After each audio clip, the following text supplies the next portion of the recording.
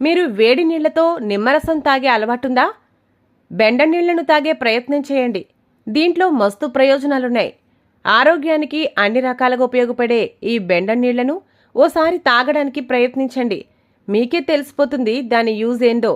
రాత్రంతా బెండకాయలను నానబెట్టి ఆ నీటిని ఉదయం పూట పరగడుపున తాగినట్లయితే అనేక రకాల ఉపయోగాలున్నాయని న్యూట్రిస్టులు సలహా ఇస్తున్నారు.